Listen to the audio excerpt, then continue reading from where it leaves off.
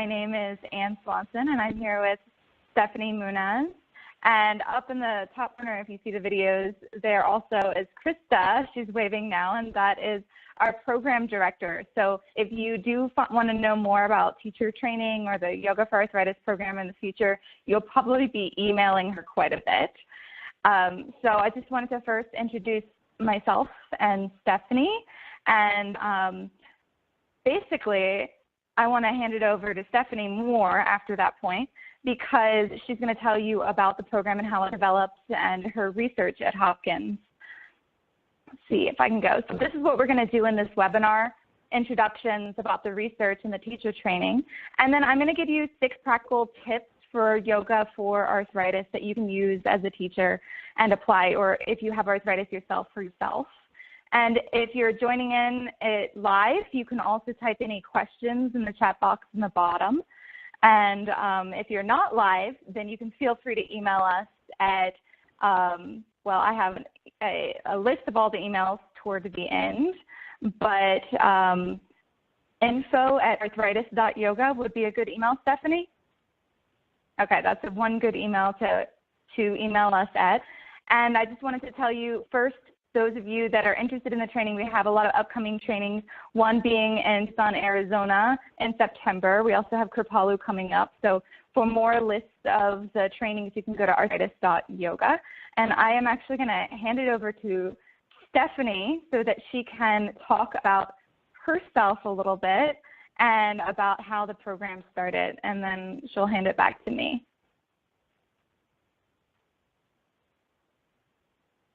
Okay, so, and you can go ahead and advance the slide. Right.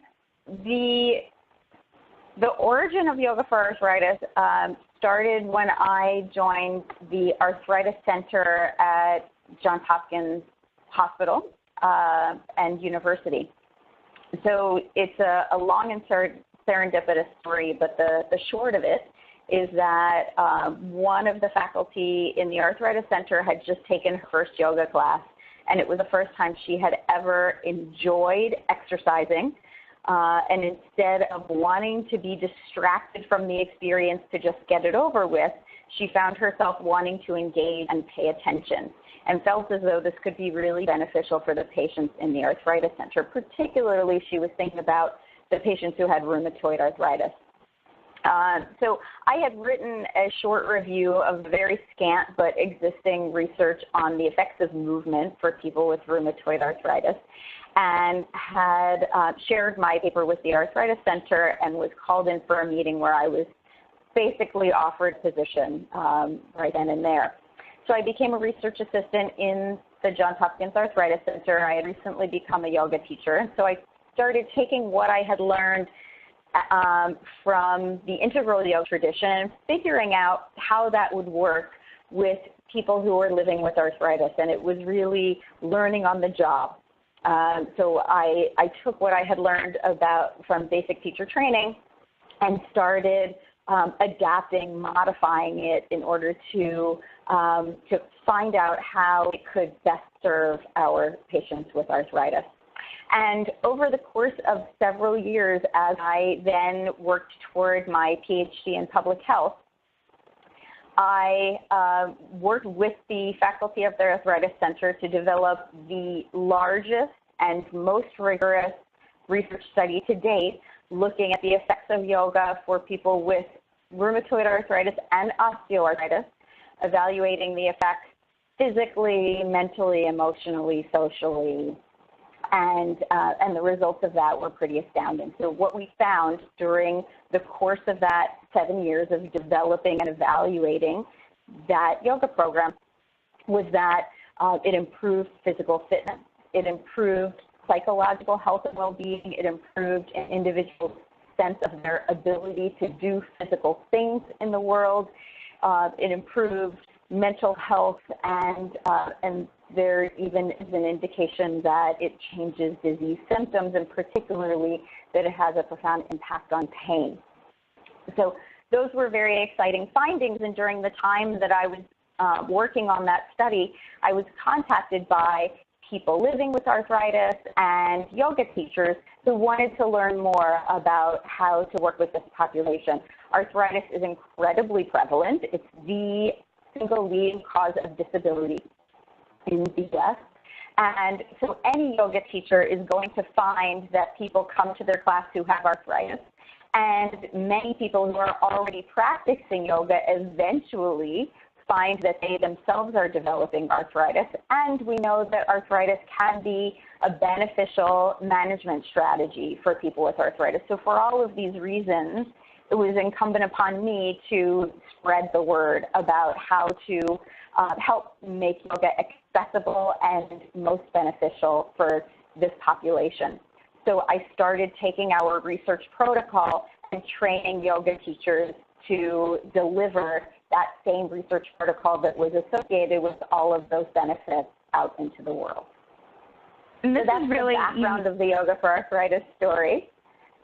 I was going to say this is really unique because there's not a lot of evidence-based and evidence-informed programs out there for yoga and for integrative health. Can you say a little bit more about the importance of that in order for us as yoga teachers and professionals to integrate into hospitals, into mainstream settings? Absolutely. So I will say, just to be clear, that because this is evidence-based does not mean that it is the world's best yoga program for people with arthritis. We don't know that. What we do know is that it works. We know that people who practice this particular yoga program, on the whole, experience benefits in all of those areas of health that we mentioned. And when we have evidence of that kind, when we have a strength of an association between a particular behavior and a particular set of outcomes, we can expect that people who do this in the future are likely to experience some of those benefits, the most important of which is that it's safe, that there was not a single, what we call an adverse event related to practicing yoga. And in an era where there's a lot of media hype about how yoga can be dangerous if it's not practiced appropriately, we can say this is an example of how to practice yoga appropriately. And when you have that evidence, then you have a leg to stand on. When you go into a hospital setting or looking to get referrals from a doctor's office or talking about how yoga can be safe and appropriate, either with potential clients or students or yoga facilities, integrative health centers that might be interested in offering something, but they might be a little bit nervous about, well, what's the safety, what's the liability, are people going to be feeling better? And especially in an era where many integrative professions are licensed and yoga is not, we want to have something that speaks the language of the medical community, that we can say, okay, from the perspective of research evidence, we do have some suggestion that this is a safe and beneficial program. And you don't have to be a yoga therapist to take the program, but for those of us that are yoga therapists, this is a program we're working closely with IAYT, the International Association of Yoga Therapists, as a specialty program to develop it to be a part of continuing education. So that's a bonus if you're either working toward becoming a yoga therapist or you are now one. I just found out today that there are. Oh, congratulations, Anne. The first wave of grandparented certified yoga therapists has gotten the recognition. So it's an exciting time, but there are a few different ways that this material can be used. One, for yoga teachers trained at the 200 level or the 500 level or more, yoga teachers of any kind are going to find that they're faced with students who are experiencing arthritis, whether it's a beginner class or an advanced class, a gentle class, a seniors class. There will be people in your class who have arthritis. So attending this training can be a way to just feel a little bit more comfortable and more equipped to handle of those students. Additionally, if you're interested in offering specialty classes for the arthritis population in particular, so if you're a yoga teacher, again, trained at any level, a yoga teacher who wants to teach people with arthritis or populations that tend to have a high proportion of arthritis. So again, if you're going into a senior center or if you're at an integrative health facility if you tend to work with older populations, or you teach classes that are gentle or for chronic pain, then you might be interested in going a bit deeper with this material. And certainly, if you're a yoga therapist or if you're working toward becoming a yoga therapist, one of the most common reasons for people seeking out yoga classes, private sessions, yoga therapy, is because of pain. And all forms of arthritis are associated with some pain, as well as other symptoms like stiffness and fatigue, loss of mobility that yoga can also be helpful with. And when you say all forms of arthritis, she's speaking of that there's over 100 different types of arthritis, which I didn't know until I took this program with Steffany a few years ago. And so when we say arthritis, it's really this umbrella term of all these different conditions that all usually associated with pain. Right, so some of them could include, well, certainly rheumatoid arthritis and osteoarthritis that we mentioned, but also gout and lupus, ankylosing spondylitis, even juvenile arthritis. There are 300,000 children in the U.S. right now who have arthritis. So understanding more about all of the conditions that fall into that umbrella, how they're different, and what the experience is of people who are living with these various conditions can make you more of greater service to those clients and students who approach you to incorporate yoga into their self-care strategies. Yeah, and for me, as you were speaking about, like, you can actually teach the protocol as an evidence-based protocol, yoga for arthritis, sometimes when I offer a class that's at a retirement community compared to just calling it yoga, I call it yoga for arthritis, it fills up a lot faster.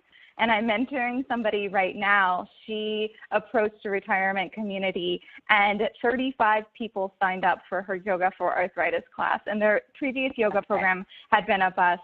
So she actually has to split it, and she had to get help and all of this. So it really does make a difference because so many people have a diagnosis of arthritis. When you get to be a senior, it's over 50%. The majority of people have some sort of arthritis. So really important for that population. And they say, just strictly from a business perspective, if you're a yoga professional and and yoga is your livelihood, they say there are riches and niches, that when you set yourself aside by becoming a specialist in an area and you have a certain expertise in that area, then you become more trusted to deliver that particular information. So when we say, I'm offering a yoga class at a senior center, that could be a little bit intimidating. But when you say it's yoga for arthritis, then people who have arthritis know that they're going to be safe there, that they're going to find a home, that it's going to be a class that is tailored to their particular limitations, their aches and pains, that they might be intimidated to take a yoga class when it doesn't have that particular title associated with it. Yeah, and your research, it was a 7-year clinical trial, but just this past year it was released, and if you see on the slide on the right, it got quite a bit of press. I think a lot of people are becoming more and more interested in adapting yoga for arthritis and for people that feel intimidated by yoga overall.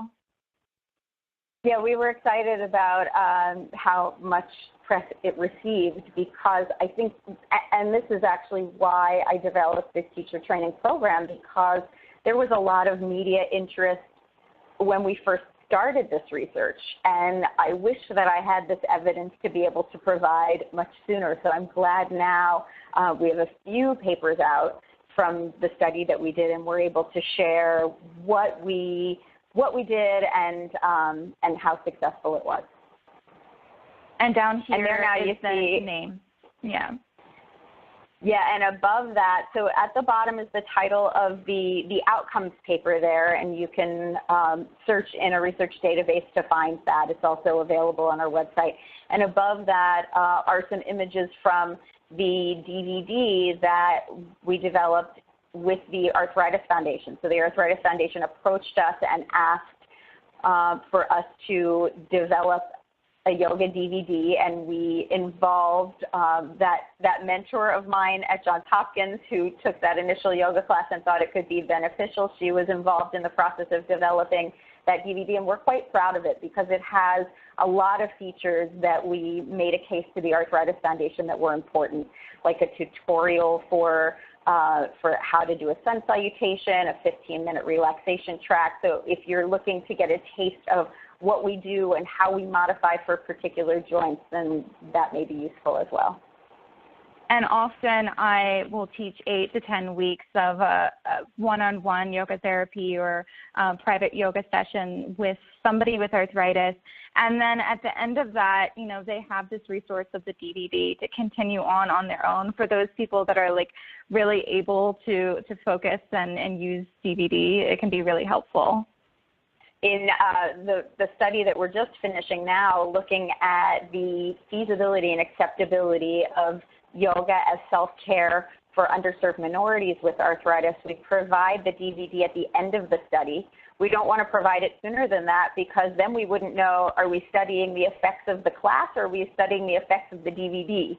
So it would be interesting to someday study the effects of the DVD, but people are very glad to have that as a way to be able to continue the practice at home.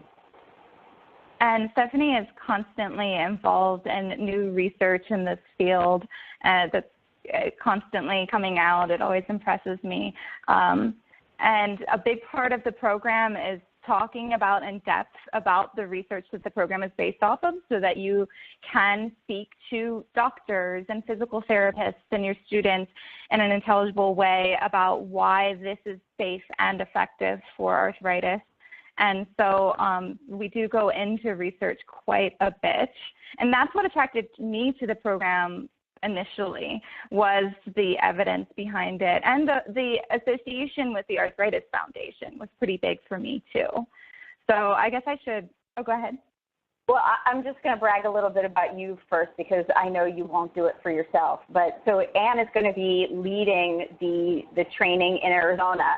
And before she even attended my training, she had a lot of experience working with seniors, and they absolutely adore her.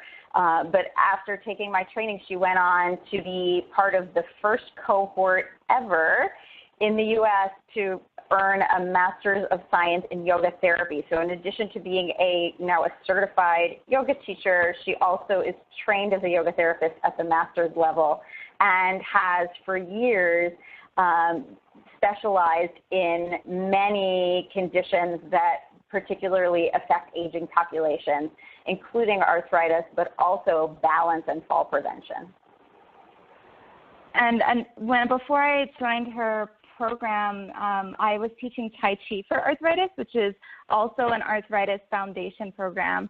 And I was searching to try to find out, well, I was a yoga teacher at the time, is there some sort of yoga for arthritis? And I got Steffany's email, and she's like, well, I am pretty much the Arthritis Foundation program because they funded my research. And so I immediately joined her program. It was in Yogaville in Virginia. And then within a few weeks after that, that first cohort of the master's program started, and I was about to apply for a physical therapy school. And Steffany and I talked, and I was like, well, this is actually what I wanted to do. So I think I was the very last person to join the cohort. Oh, that was you. Yeah, I'm pretty sure I was the last minute, couple weeks before it started, and it was a 2-year adventure, and Steffany was my mentor the whole time through. And I'm really proud to be teaching this program now and traveling and teaching sometimes with Steffany and sometimes solo. I really believe in it. It's really it's effective, and my students love it. What do we have next? So I want to tell you some tips that you can use yourself as a yoga teacher, or if you have arthritis yourself, some practical tips. This is kind of like overview. We go a lot more in depth in the program about how to adapt poses and how to use the protocol effectively. But here we are. This is actually some of my students right there in that picture. So the first tip, I have 6 tips for you. The first tip is move it or lose it. So they used to say for arthritis, if you're having pain, you should just lie down and do nothing. This was the doctor's orders at one point. But now there's an overwhelming body of evidence that says quite the opposite, that you need to lubricate your joints, that you need to strengthen around the joints, that movement in moderation and done safely will actually help alleviate pain and restore and maintain functional ability so that you can keep doing your activities of daily living. So right here we have pictured sun salutation on the chair. We have few different sun salutations we teach that are adapted on the chair, on the wall, on the floor with different props. And this is a really great one that I use. I actually use this in office yoga too, like when I'm sitting at my desk too long and I hold on to the desk and do this kind of thing. So we go over different ways to adapt that we have found really effective. Anything else to say about move it or lose it, Steffany? I think that that's an important point in terms of keeping the joints moving, lubricating the joints, getting synovial fluid to them, and it's also a nice example of how any physical yoga practice can be made accessible with some creative thinking and a few props. So when we think about the classical version of a pose or a sequence, there are always options available for how to make that possible for anybody. And we want those kinds of moving sequences for joint lubrication and also to keep the cardiovascular system healthy and keep blood pumping and warm up the body before we do more challenging asanas. And of course, balance and fall prevention. And the same thing could be done with a walker, which I've done before too. Or a wall, so, yeah. Yeah. So another thing is we teach different ways to get up and down from the floor because that can be a really big barrier for people. People say, oh, I can't do yoga. I can't get on the floor. Really, I can't get back up again. I could get down there, but I won't be able to get back up again. So we have quite a few different ways, and they're outlined in the DVD. We also have videos online, and we go over in the teacher training of how to safely get up from the floor. So here's one using a chair for an assist. Here is one for somebody that doesn't want to get on their knees at all because of soreness in their knees. So I've done this with the bolsters in a yoga studio, but I've also taught in like more gym-like environments where I use steps and I stack them to make this the exercise step method. Steps. Yeah, the exercise steps. So this has been a really great way for some people that feel like they could never get on the floor. It surprises them. But it really takes some arm muscles to get back up. Yeah. So that first one is going to be better if you can get on one knee, and the second one is like it's going to take a little more arm muscles, but it avoids getting on the knee. So there's lots of different options we go over. And I would say, Anne, go ahead. if you go back to where she's using the chair to get on one knee, that putting a blanket or a cushion underneath that knee can also make that more accessible. Yeah, Anne is a master videographer. She has a former life doing that professionally. So, Anne, I hope that you'll share your pages where people can find some of your video postings. You have some that have a lot of this kind of material and beautifully done. Thank you. Hopefully we can send that out as an email. I will also be putting this up on YouTube if you're watching it on YouTube now and have the links underneath so that you can go straight to the videos that show you step by step how to get up and down from the floor and all these options. So that'll be available for you. Also, you can feel free to email us and we'll send it to you if it's hard to find. So number 2, take it easy.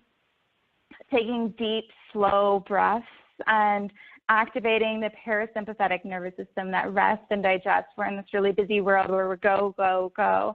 So deep breathing can be a really key part for a lot of people. Also, a big part of arthritis is that the condition flares. So with stress, with different triggers, the pain and condition, actually swelling, can increase suddenly and go into a flare for a short or long period of time. So knowing when you see those cues and being able to pick up on them and knowing when you need to relax and take it easy to prevent a flare can be really helpful for a lot of people. Steffany, you have anything to say about that?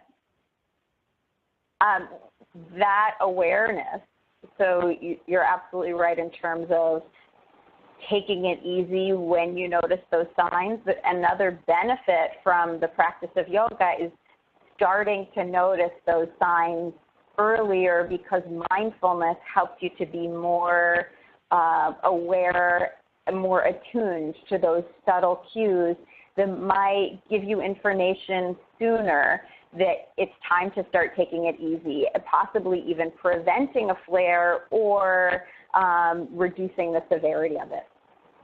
Yeah, absolutely. Another part, number 3 I have, is seek support. And this support can be, as is pictured, physical support. We use a lot of props, whether it be the wall or chair or bolsters or straps, blankets. We use a lot of props whenever they're available, or like creative things at home, pillows. I work in a lot of people's homes, and we make our own bolsters by filling a pillowcase with blankets and making it the perfect size for them. So seeking physical support, but this is also seeking emotional and social support. A lot of people, as arthritis progresses, it becomes very difficult to lose abilities, to lose activities of daily living, to not be able to do the things they used to be able to do and have to ask for help. And so it's okay to seek support and have that network of people in your family and in your life to support you during those difficult times. This is another way that the Yoga for Arthritis classes can be really beneficial. So one-on-one, certainly you get the most individual guidance and a tailored plan just for you. But in a class setting, you get the support of a community of people who understand what you're experiencing. So we've noticed that in those Yoga for Arthritis classes, there can be really quick bonds and connections between the group, and that they continue to support each other even outside of the yoga class, which is another way that this could be beneficial to health. Yeah, absolutely. So number 4 we have is no pain, no pain. You probably know the old adage, no pain, no gain, but in Yoga for Arthritis, we do not believe that. It is no pain, no pain, but really what we mean by that is no increased pain, because a lot of people may have an ongoing subtle pain that's just always there. So if you go into a pose and it increases the pain, that's when you know you need to ease off. So it's about finding that place where you can get a stretch, or you can strengthen your body, find balance, but not increase the pain so that you have like a grimace on your face sort of thing. And that kind of goes into the next one, which is figuring out how to feel the stretch right.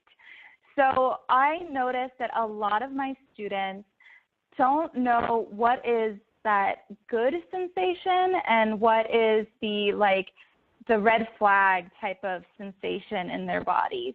So like, for example, if you're stretching your hamstrings, the back of your thighs, and you feel this sensation right behind your knee or in the depths of your knee, then that is what we say is the red flag. You don't want to feel anything right in the joint where arthritis is found. So you want to feel it like in the belly of the muscle, the thick part of the muscle, this like dull sensation of gentle stretching. And it can be intense, but it's different than sharp shooting, like I said, having that grimace on your face, and that like feeling like deep in your joints that is something's not right.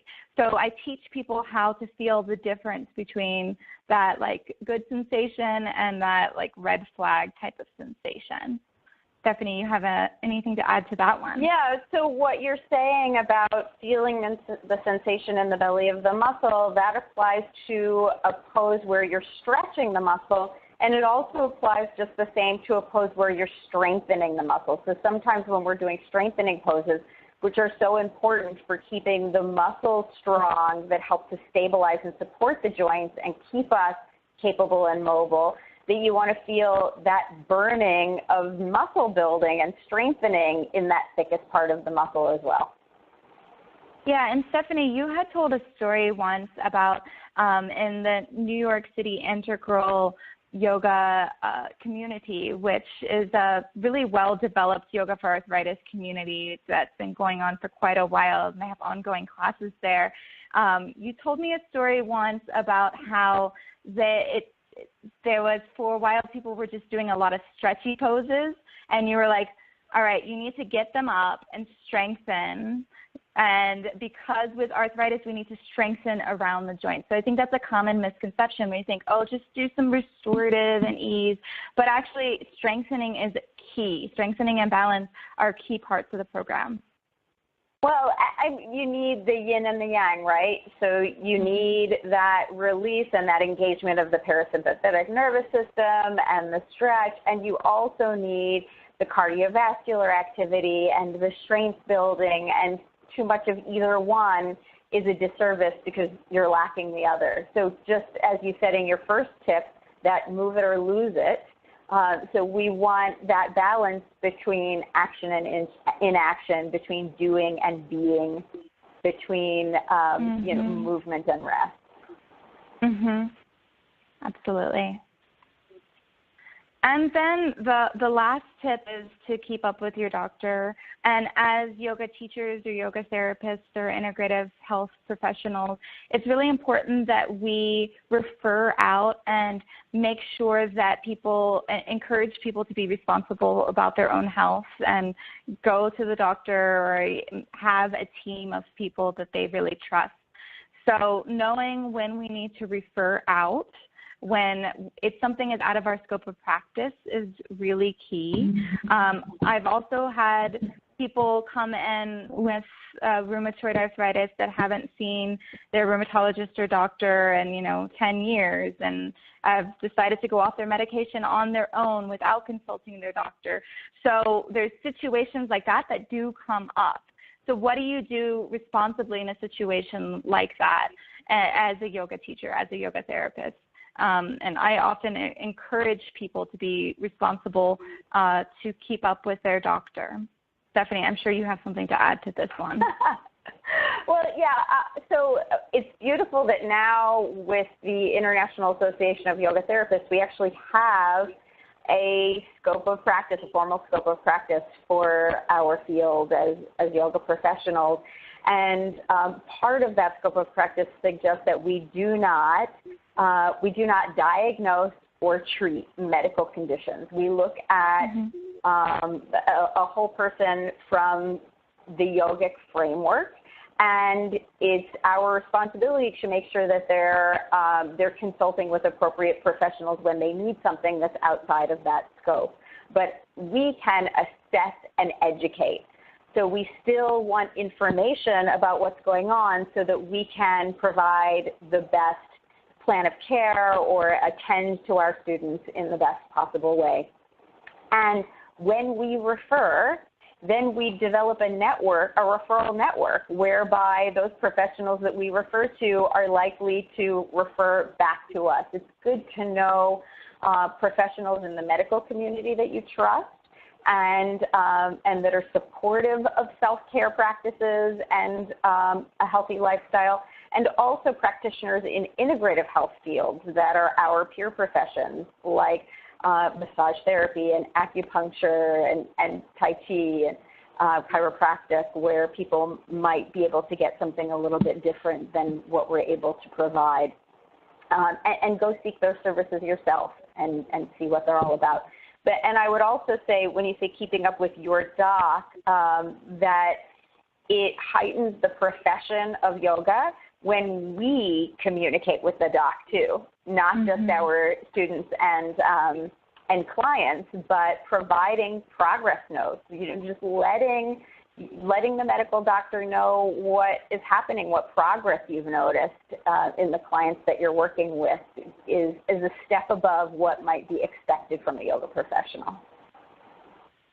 And one thing I notice now as I've become and still becoming more and more educated on arthritis and on yoga for arthritis is claims that people make, you know, in the field. You just do a Google search and you'll see all sorts of articles and YouTube videos about how you can cure arthritis and do these movements and your arthritis will be reversed. And so like there's something really to be said for educating yourself on the field so that you can make claims that doctors and physical therapists and people in the field will not laugh at. You know, we do want to heighten our field, and arthritis, as far as we know from current research, cannot be reversed. It is chronic degenerative. We can slow the progression of. So it's funny how I just like start to notice all these sorts of claims from people and how important it is for us to elevate the field to not make claims that are unsubstantiated. Well, and even if personally you believe that anything is possible, and I think that there is room for the belief that anything is possible, certainly on the level of the individual, but you also want to speak the language of the professionals that you're working with, collaborating with, referring to, et cetera. And so understanding the way the biomedical world sees disease and health and being able to speak to the role that you play within that framework is beneficial for having a voice at the table and being a respected professional. So speaking about arthritis and about yoga from a biopsychosocial perspective, which is holistic and very much aligned with the koshas that we talk about, but in the biomedical language can be helpful. And even being a little bit conservative, understating what can be expected from yoga, understating what we know about the current state of the evidence, as opposed to when you try to oversell, it makes it less believable than when you speak about your profession with humility. Yeah. So I think that's one of the things I like about the program actually the most is that we have the science aspects to it and that conservative way of discussing the evidence, but also, Steffany, you've integrated the koshas and the philosophy, the yamas and niyamas, and all the levels of the koshas we go throughout the process. It's not just about structural and evidence. It's also about the person's emotional well-being and mental and spiritual, and it goes beyond that. So that's one of the things I love most about the program. We like to share anecdotes too, because it's interesting that even though oftentimes people with arthritis will come to yoga for relief of pain or for improved range of motion, oftentimes they find a whole lot more than what they set out in search of, which of course for those yoga professionals watching this, you've seen that in other conditions as well. We often think about arthritis as being structural, but of course arthritis affects all aspects of a person. It affects the way that someone lives. And so yoga, which is a whole person approach, a whole person lifestyle, is really well suited for a condition that also affects the whole person. So I think, and I agree that one of the things that sets this training apart from other trainings that do work with structural issues is that we're talking about it not just on a structural level, but considering the whole life experience of someone who has a rheumatic disease, and therefore how can we use the tools of yoga to intervene in all of the ways that yoga affects daily living. And we're not really working with the arthritis, we're working with the person that has arthritis. So if you were watching this before September 22nd, 2016. I hope you'll consider joining me in Tucson, Arizona at Yoga is Therapy, which is a phenomenal studio. And you can go to arthritis.yoga to get more information about that training. If you're watching this after that, we always have upcoming trainings coming. We'll be at Kripalu in spring of 2017. New trainings are going up there all the time. And for more resources, you know, if you're watching this on YouTube right now, then underneath the YouTube video, I'll have lots of links to resources for you. If you are getting this in an email, hopefully you'll have links to resources in that email, like the videos of how to get up and down from the floor and other meditations and free things that you can use that have been really helpful for us.